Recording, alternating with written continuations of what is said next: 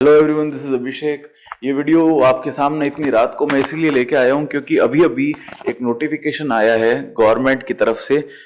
वो गवर्नमेंट ने लॉकडाउन की नई गाइडलाइंस जारी की है। तो उस गाइडलाइंस के अकॉर्डिंग जो स्कूल कॉलेजेस खोलने की जो डेट है, पहले थी कि क्या गवर्नमेंट के अंदर से बताया था हमको कि 2 नवंबर को कॉलेजेस खुलने की, स्कूल कॉलेजेस जो हैं और एजुकेशन के इंस्टीट्यूट्स हैं वो 2 नवंबर तक खोलने की बात थी। लेकिन अभी अभी एक नोटिफिकेशन आया है कि Rajasthan government issue new lockdown guidelines school colleges educational and coaching institute to remain closed for students and regular classes till 16 नवंबर।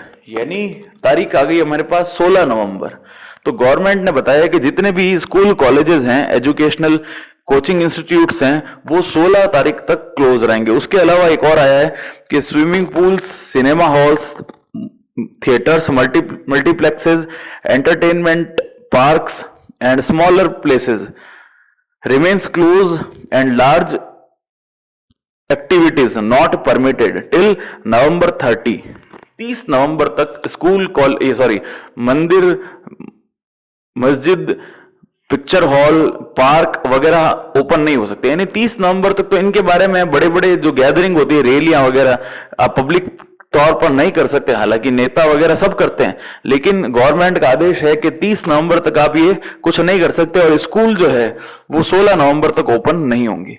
लेकिन जहां तक मेरी समझ है, जब जो मुझे दिखाई देता है, आपकी स्कूल कॉलेज काफी लंबे टाइम तक अभी ओपन नहीं होने वाली। मुझे बहुत से बच्चे कहते हैं कि सर स्कूल कब ओपन होगी, बार बार मैसेज, फोन आता है, कमेंट बॉक्स में भी वो लिखते हैं।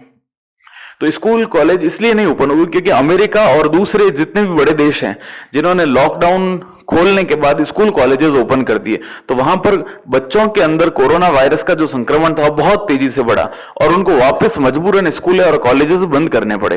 तो वहां पर तो इतनी फैसिलिटी होने के बावजूद उनको इतना बड़ा खामियाजा भुगतना पड़ा। तो हमारे इंडिया के अंदर तो वैसे भी पॉपुलेशन बहुत ज्यादा है और इतनी फैसिलिटीज जहां दूसरे देशों के अंदर है, हमारे देश में उतनी उतनी सुदृढ़ नहीं है। इसलिए हमारा राजस्थान के अंदर पर्टिकुलरली आपको जो बोर्ड क्लासेस हैं उनके एग्जाम तो होंगे ईयरली और हाफ ईयरली, लेकिन मुझे ये दिखाई नहीं पड़ता कि आपकी स्कूल कॉलेजेस जल्दी खुलने वाले हैं। और रही बात 9वीं 10वीं 11वीं 9वीं और 11वीं क्लासेस की, जो बोर्ड की क्लास नहीं है, तो उनके लिए तो मुझे अभी कुछ कह नहीं सकते, शायद 0 सेशन भी हो जाए।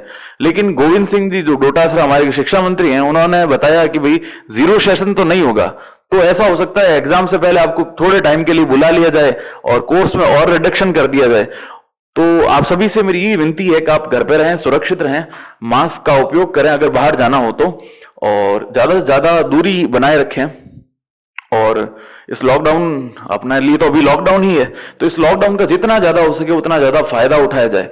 क्योंकि कोर्स में जो टफ पार्ट था, भारी पार्ट जो दे रखा था हमारा, वो सारा हटा दिया गया है। अब कोर्स 60% कर दिया, और 60% भी इंटरेस्टिंग पार्ट है। जो मतलब बकवास पार्ट था, जो थ्योरी पार्ट था, मैथ्स की बात कर रहा हूं मैं 12th की, वो जो थ्योरी वाला पार्ट था वो हटा दिया गया, और जो कुछ टफ पार्ट थे वो भी हटा दिए गए। अब जो भी हमारे पास दे रखा है वो सारा प्रैक्टिस का खेल है। जितनी ज्यादा प्रैक्टिस आप करेंगे उतने ज्यादा नंबर आपको मिलेंगे। तो स्टूडेंट्स के लिए तो ये गोल्डन अपॉर्चुनिटी है कि इस साल जो अपीयर हो रहे हैं 12वीं के एग्जाम में, उनके लिए बहुत बड़ी गोल्डन अपॉर्चुनिटी है कि वो इस गोल्डन अपॉर्चुनिटी के अंदर, जिसमें कोर्स तो कर दिया इजी और टाइम भी हमारे पास फुल है, तो इस और कहीं बाहर जाना, स्कूल भी नहीं जाना, तो केवल और केवल पढ़ाई करनी है। चाहे फिजिक्स हो, चाहे केमिस्ट्री हो, चाहे मैथमेटिक्स हो, सभी सब्जेक्ट के अंदर कोर्स जो टफ पार्ट था वो हटा दिया गया है और केवल आसान आसान पार्ट को रखा गया है। नॉर्मल जिसमें प्रैक्टिस ज्यादा मांगते हैं, बस केवल वही पार्ट रखा गया है।